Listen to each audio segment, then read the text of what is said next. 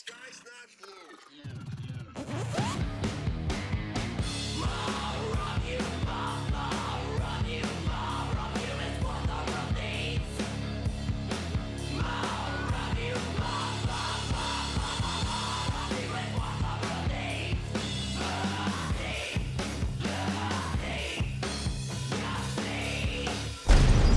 You need to understand that when the time comes, I'm going to be taking over.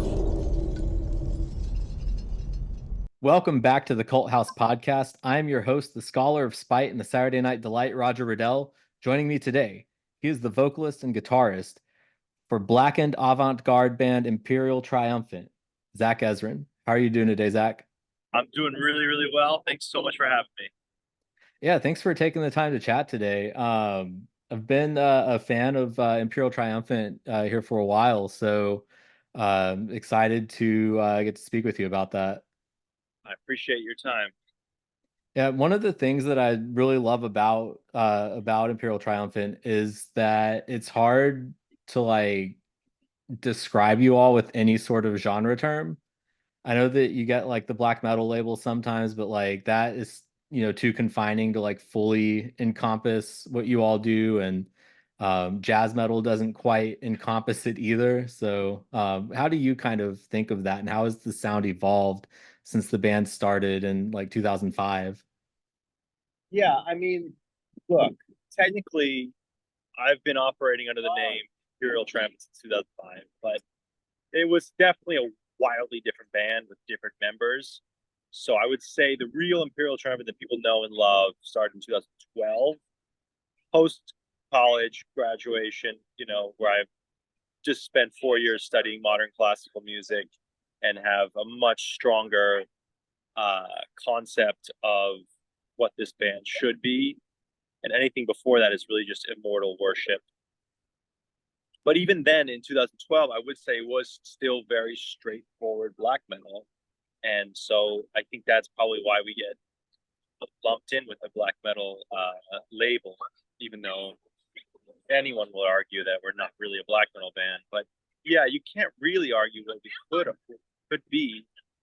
And I do think that that's important because any like exciting band in the last 50, 60 years that's come out usually is like they don't know what to call it, Yeah.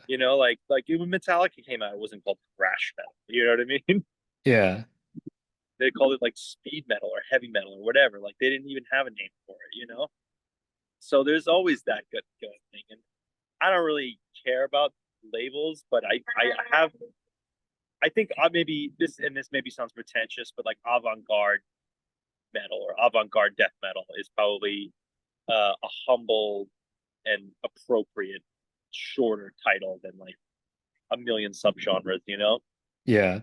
I mean, like, also at the risk of sounding pretentious, you guys are just like, I think, very postmodern overall, in that you're combining something that's seen as more of a primitive music style in metal with something that's more high culture from like the jazz world. Yeah, I mean, my rhythm section comes from a deep, deep, uh, many, many, many years in the jazz scene. So that's going to be baked into whatever they play.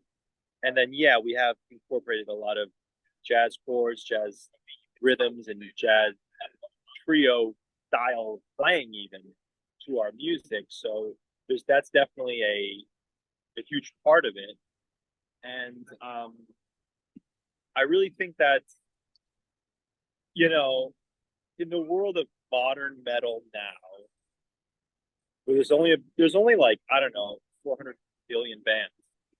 I think that it's important to try to set yourself apart and do something different just for the sake of all the listeners, Yeah. For a great example is Immolation. We've toured with them a couple times. They're such a cool band. They're still touring. They're still putting out music. Why on earth would I try to sound exactly like them? Yeah. They're doing their thing and they're doing it better than I ever would. So I'm gonna try, and that's what appeals to me about music. And writing, not just performing it, but is coming up with your own sound. That to me is the most exciting thing. Yeah, no, I mean, on in that same vein of, setting yourself apart, back in like the mid 2000s, and I've talked about this with other guests before, but do you remember that period during like the MySpace era where you would get bands just like cold messaging a profile and they'd be like, we're the new Metallica or we're the new Pantera, and it's like, but there's already a Metallica, there's already a Pantera, like why are you Yeah, trying to be another version of that? I mean that hasn't changed. It's a different platform, but there's a lot of bands just sort of going back to the '90s, picking nice beer, by the way. Oh, Uh, thanks. yeah. There's a lot of bands going back to the '90s, picking one band and being like, "Let's sound exactly like that." And that's cool. Do your thing. I'm never going to tell anyone what to play or what to do. But artistically, I think it's important to find your own sound and capitalize on it. Try to really explore what you as a creator are capable of. I mean, that's one of the things that like as much as like people will complain about like Metallica, for example, like their more recent output, I I tend to give them like a little bit of leeway on that stuff because I feel like they're making the music that they want to make and like Yeah, not trying to just repeat the first four albums over and over again. dude, I love Metallica, and I will always respect them for any album that I don't like of theirs. Yeah. And even the '90s stuff. You go back if you go back and listen to Load and Reload, and close your eyes, tell yourself it's not Metallica, tell yourself it's just some new '90s grunge band, and you're like, this is great. It's only Yeah. through the lens of '80s Metallica is it not up to par. You know what I mean?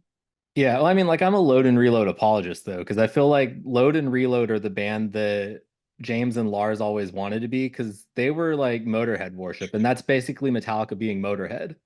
True. I think, yeah. I mean, yeah. Once Cliff stopped writing stuff, it Yeah. definitely subsided with all that like neoclassical stuff influences that they had. But again, I think it's cool to explore different stuff, and try new things. And a great example, I don't even know if I've ever said this in an interview, but when I started Imperial Trumpet in 2012, like I said, I was coming out of conservatory college, like really focused on modern classical, and I really wanted to bring a modern classical aesthetic in the vein of Gorguts into uh, black metal. And I think maybe somewhat achieved that. But very quickly, once I got the lineup that I have now, did things just evolve organically into what Imperial Trumpet is now. I never thought about doing it like, oh, we're going to do a jazz thing. I was always like, let's play the parts that are written. And my rhythm section was like, what if we just sort of, you know, play it a little loose, play it, see what happens, make this part sort of improvised. And I really am grateful that they pushed me out of my comfort zone, because I would never, it wouldn't be the band that it would be today if I didn't try to keep myself open minded to possibilities and let myself steer my band into uncertain territories, I guess. Yeah, I mean, as much as metal is, kind of seen as like a more primitive or like low culture form of music, I feel like the arrangements of the way that songs are written in the genre lend themselves more to classical or jazz than, a lot of, I guess, sort of like snootier, like high culture type of people would want to admit. I suppose. I mean, I don't know. I always felt like, yeah, it's really just whatever you want it to be. And if you really understand songwriting, then you realize that there's a million ways to write a song, and there's no right or wrong. There's just good and bad. You Yeah. know, you're either the song rules or the song sucks. Yeah. I mean, it's kind of like the same question as like, what is art? Like it depends on who you're talking to. Exactly. I mean, what's this artist I was just learning about? Luciano, I remember his name is Lucio something, some Italian name, modern artist.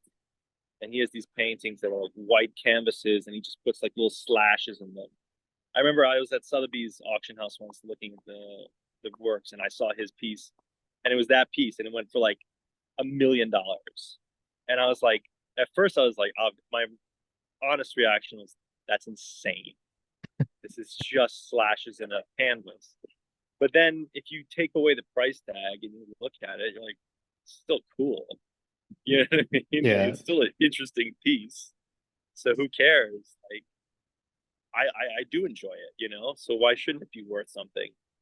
If it's enjoyable, who cares how thoughtful or unthoughtful the playing is or the arrangements are, you know? Yeah. It doesn't, the only reason I went to music school was because I needed to. But I think there's a bunch of really, really talented bands who didn't study anything and they sound awesome. To kind of like this point, one of my favorite like art exhibits that I've ever seen was at the Hirshhorn in DC about a decade ago. And the entire like one floor of that museum at the time was dedicated to the beauty of destruction.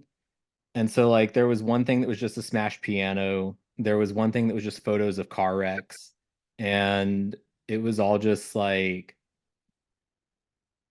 it's not something that you would think of as being like beautiful to look at, but it is art in its own way in that it's Yeah, man. yeah. Destruction is the final form of creation, Yeah. for So yeah, you sure. mentioned you mentioned Immortal Worship earlier. How stoked are you to be going on tour with Abbath in May? Dude, it's a dream come true, man. It's so funny. We got that offer like maybe a month ago or something. And it was like I was just like, fuck. Because it was like tour starts right when we're supposed to go record, and we're like super busy with planning writing the next record. And I was just like, I spoke to my manager and she's like, well, you got to do it. And I was like, yeah, obviously. You know, like this that part never gonna change. Like it's a dream come true to play with Abbath. You know, I'm a monster Immortal fan. I have been since I was a teenager.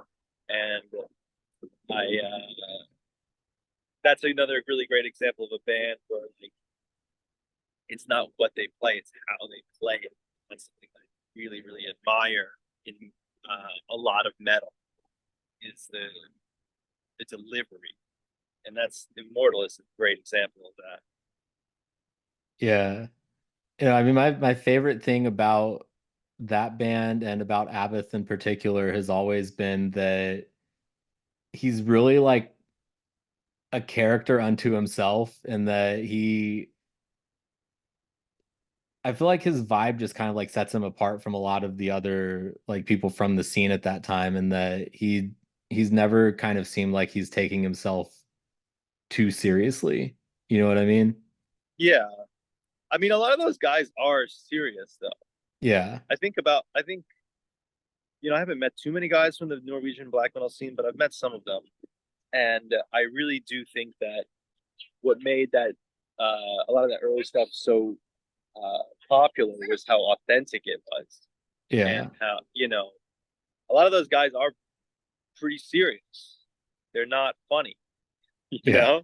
And they are being who they are. And guys like Abbath and guys like Bonres, you see they have a bit of a playful side to their personality, and that they are also still true to who they are, and people admire that as well. You know, I think you really just as long as you are not putting on a character or you are not trying to be someone you're not, the world can like acknowledge that. You know, Yeah. it shines through one way or another.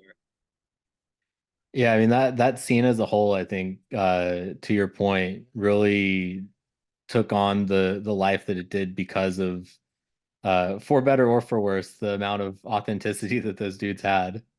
Yeah, I mean, some of those guys are pretty fucking serious guys. You Yeah. know, they're like pretty serious. They're not.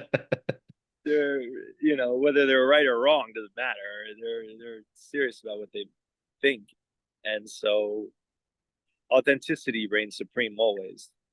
One of the other things that you have going on right now is that there's the impending release of the remixed and remastered version of Vile Luxury. So what led to the decision to revisit that album, especially like with it being an album that's fairly like recent, from like 2018? Yeah, I think. Well, I think the band and myself personally really always felt like that record never came out the way we always wanted it to, mix wise.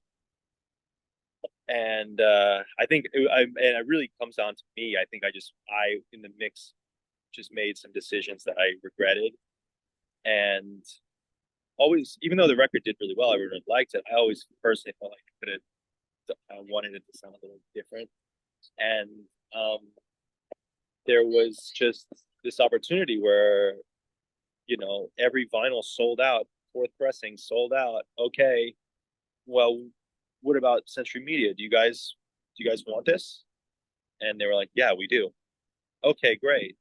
What if we give you license to uh, Vile Luxury, but also we remaster and remix it so that we can redo it the way we want and really do it up, like redo the album cover, all the artwork, like really make it as special as we imagine. And to be fair, like even the artistically, I don't think I was fully focused on the vision of Imperial Triumphant. Like I didn't really understand exactly how deep into the Art Deco aesthetic we were gonna go.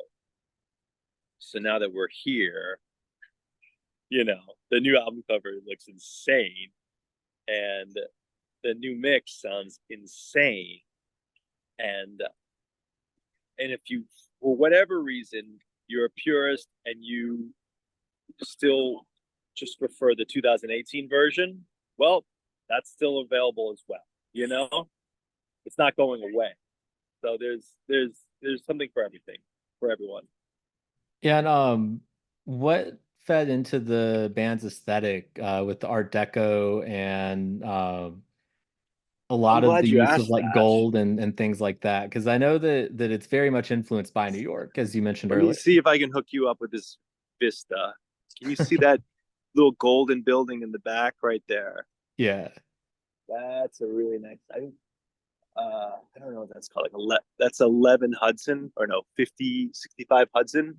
That's a really beautiful building, and you're seeing it at the golden hour, which is like 5 to 6 when the sun's setting. That's a beautiful ziggurat style Art Deco building, and they're pretty much everywhere here. These kind of Art Deco facades, Art Deco entryways. I mean, even you can't even really see that, huh? But there's that the patina on that 335 building right there. Again, just like that's Art Deco in its most classic form. And I always thought it was kind of a beautiful look, interesting look. And more importantly, it's not really been done in metal. A lot of metal aesthetic is either like satanic imagery or medieval imagery, stuff like this, or outer space. All these themes, yeah, they've been touched on by a billion bands. And it's all cool, whatever. But me being who I am, I always wanted to try something different, do something different. And again, like we spoke before, staying authentic to who I am and not trying to be inauthentic. So I'm born and raised in New York City. What could be more authentic than Art Deco?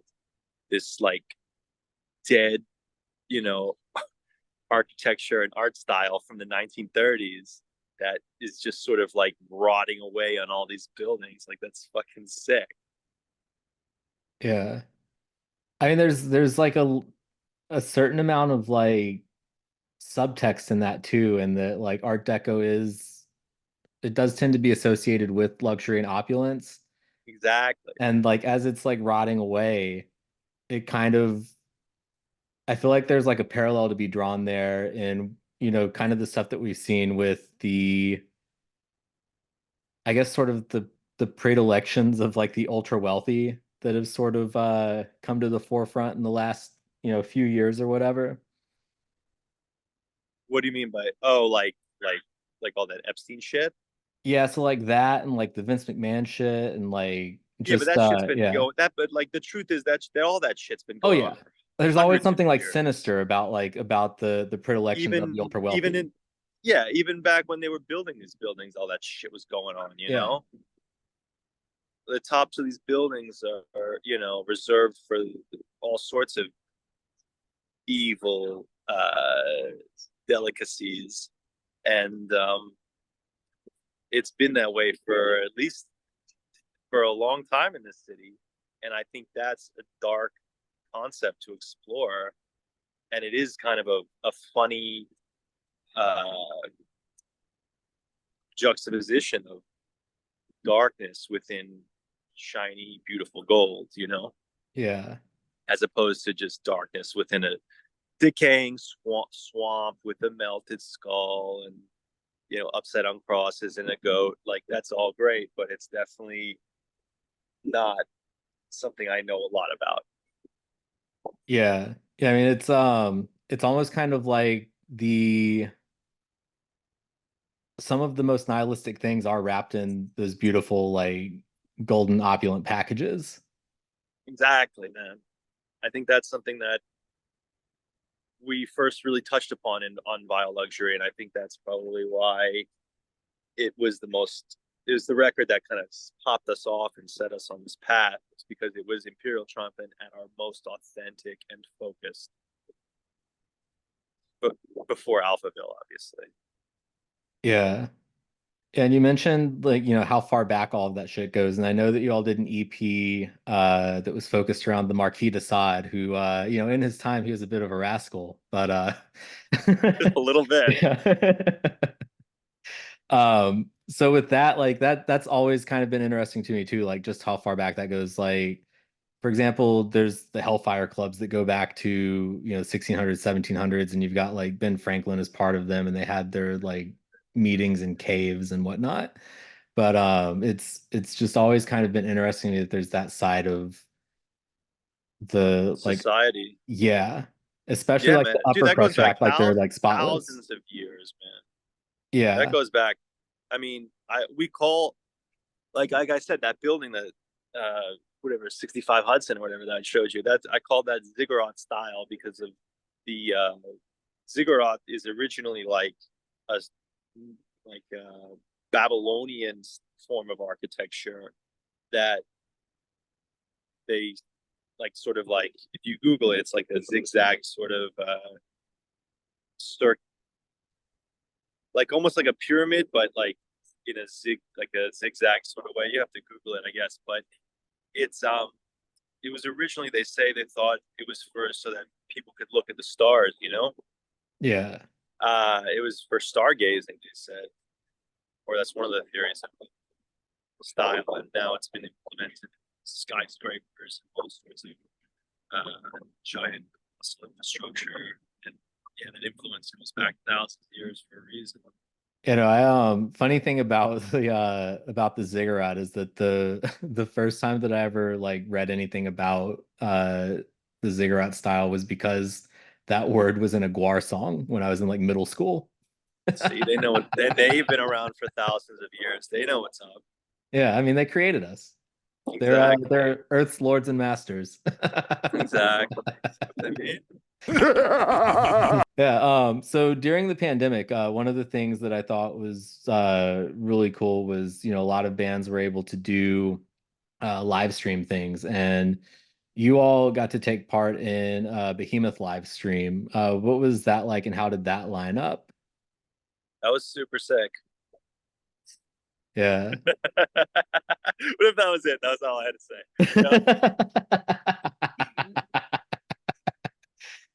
I remember No. thinking that your all's part was like it was really cool as an intro to what they did because it was two very different Yeah. Uh, I mean, yeah. we got the call from Behemoth saying we want you to open for us on our live stream. We had no intention of ever doing a live stream until when Behemoth calls you, you pick up the phone.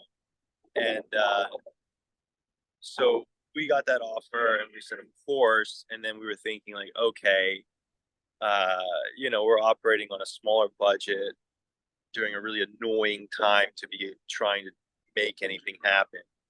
And but I knew we had to do something like wild and theatrical because they're going to do something wild and theatrical, and there's going to be a lot of eyes on us. We need to make a big splash, and it really worked out so favorably because I meet so many people who say I learned about you from the Behemoth stream. So I'm so grateful that we worked so hard and had so much help from everyone that worked on that project because it really, really helped take us to another level. And when it comes to the band's aesthetic, since that's something that would have, immediately stuck out to anyone who watched that live stream, how did the masks and like everything else come together? Slowly, man, very slowly, but organically and authentically. It's all coming back to where we come from. This is the masks. They're inspired by New York City Art Deco architecture and infrastructure. The idea of the mask comes from not wanting to wear corpse paint because it's a huge pain in the ass. And it's really easy when we finish the show to just take your mask off and you're done. Yeah. That's great. But really, conceptually, I think what makes it important is because, oh, hey, what's up, dude? I'm good, man. Sorry, my friend just walked by.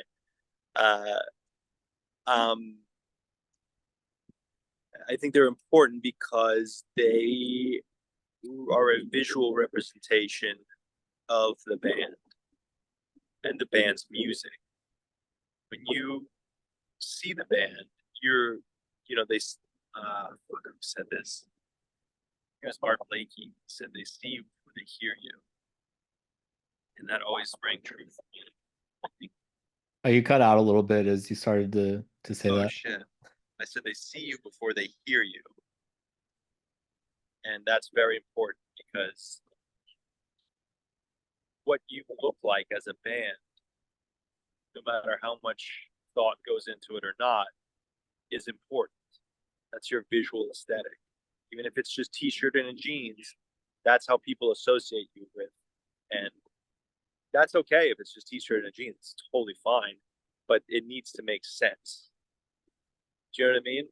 Yeah.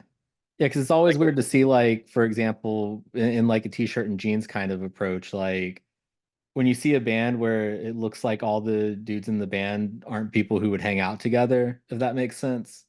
Like, yeah, I mean, look at like Lamb of God.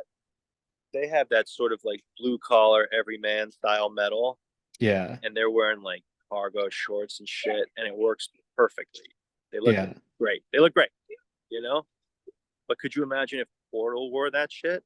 How dumb that would look. Yeah. That's what I'm saying. And vice versa. Like if Lamb of God played the music they played and they played the music of Portal and they were dressed, or no, sorry. If Lamb of God dressed like Portal and they played Lamb of God songs, that would also be ridiculous. It's all about finding that connection between the visuals and the sound. If you're going to play live, I think that's very important. That's just my opinion, but I really, really think that's important. And it takes a long time sometimes to figure out what works, what's going to be the look. Yeah. Would Ghost be as big if they didn't wear like, fucking Pope costumes and shit? No way. But it works perfectly. It's well thought out. It's well stylized, and I really, really respect that. Yeah, I mean, I feel like you almost have to, be really good at that sort of like layer of selling your music to be like, at least reasonably successful now. And like, It not just has that to you be have to have, simple, yeah. though. Yeah. Like some bands, they all just wear the same black T-shirt, and that's their Right. look. and that's fine. That works, you know. It doesn't have to be complex and theatrical. You know, I don't. I'm not trying to say that. I do believe that like some thought needs to be given to what the band is wearing. Yeah, I mean, it Just has to be consistent and like authentic to what they're doing. yeah, exactly. That's the other thing. It has to be authentic to what they're doing. If the band is like, "Yo, we feel ridiculous wearing gold masks," then yeah, you shouldn't do it. You know. Yeah. But when I put the gold mask on, man, it's like showtime. You know. Yeah. I feel poised and ready. Yeah, I mean, one of the cool things about the gold masks, to me, is that it, again, back to like the Art Deco and you know the luxury and opulence and everything. They kind of remind me of like an Eyes Wide Shut, like society kind of thing, where And where does that movie take place? yeah, exactly. Yup. Not in New. Yeah, they didn't shoot it in New York, but it's supposed to take place in New York. Yeah. Yeah, I mean, one of the things that I think about a lot too is that like in the Batman comics, for example, there's like this secret society of like upper crust Gothamites who are called the Court of Owls, and they all meet wearing these like blank white like owl masks. And so like it is, you know, a reference to those types of societies in the real world. And they've got like an Art Deco theme and everything because Oh, the that's sick. I opulence of didn't know Gotham that. does that. Yeah. That's cool. I didn't know about that. One of the other things that jumped out to me too, because we were talking earlier about just this kind of juxtaposition of low culture and high culture. On 2022 Spirit of Ecstasy, on the song Mercurius Gilded, you all had Kenny G in a Mm-hmm. guest spot. How did that line up? Because that's not something that I would ever expect to see on a metal album. No, it's not something you would. Uh, no, we got Kenny G very organically again. My business partner and a good friend of mine, Max Gorlick, who was actually a member of the band for a year, is an unbelievable guitar player, absolute shredder, and his dad happens to be Kenny G. And we were just having lunch one day, and I was just asked him like, "Hey man, what do you think about this idea? I got this song, Mercurius Gilded, and I want to hear like this dueling guitars and sax. I wanted them like dancing around each other in like a a 17th century duel sort of way." And he's like, "Let me ask my dad," and it was that easy. I mean, it's just it was really what really blew me away was how I didn't write any of the stuff that they played, and how perfectly it was what I was kind of envisioning. Yeah.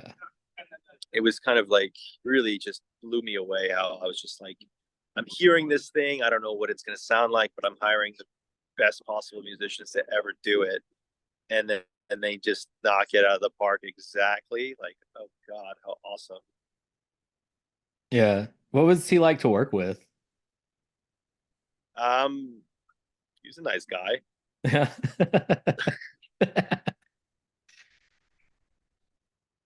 Yeah, Yeah. I don't know. He's just I mean, I've known Max for a long time. I don't know Kenny G that well, but he just sort of sent us the stuff and killed it. Yeah, I mean, I don't. the final product just like meshes really well. Like, The it's thing is, a one of my lot of favorite people tracks. don't know him as like a shred, but he is one of the best for a reason, not just because he's the highest selling. He's a really solid player, Yeah. and he can play really fast, really technical, really wild shit. So I was kind of excited to put his sound, put that into the minds of the metal listeners. And I also wanted to put Max Gorlick on the map because he's got a crazy band you should all check out called The Mantle. And that shit's his stuff's unbelievable. He's a really, really wild player. And it's pretty cool that he was in our band for a year because it's the only year that Imperial Triumphant was a quartet, you know, and we played a few fests and some tours and shit, and you could have seen Imperial Triumphant as a quartet, which will never happen again, but it's just crazy. Yeah, no, I'll check that band out too, because I'm always up for hearing anything new. Yeah, he's gonna drop a new record soon, I think, that's like really like avant-garde, like not avant-garde, but like tech death meets prog death. It's really wild. Yeah. I love anything that bends genres like that too. Like here in Chicago, one of my favorite local bands since at least like the mid 2000s has been Yakuza with Bruce Lamont, who sings and plays saxophone. That's cool. Yeah. Cool Um, band name. yeah. Yeah, I don't know if they can ever tour Japan though. Probably not. Definitely not, in fact. Is there anything else that I haven't asked about that you think should be included? Everyone go buy Vile Luxury Remastered Reissue Redux 1924 on Century Media. It is definitely something you want to add to the collection. It's the way that we want it to sound, so we're all very happy with it. Oh, that just reminded me of one other thing. You all did the string of covers this past year, with the Yep. most recent one being Metallica's Motor Breath. Um, what was your approach going into doing covers as Imperial Triumphant? Seemed like something fun to do because we're a bit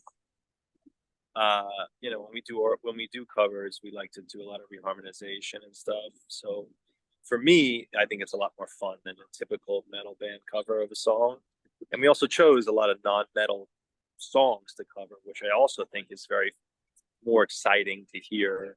You know, like who wants to hear a death metal band cover, you know, like a fucking Suffocation song? Like, you know what I mean? Like, Yeah. wow, how is it gonna sound? You know, so I for me, it's really exciting. It was exciting and a fun, creative challenge, and I'm pretty happy with how everything came out. Yeah, I thought the Radiohead cover was really interesting just because it doesn't sound, ultimately like anything like Radiohead would sound, but it's still familiar enough that you can figure out what it is. That's the challenge, man.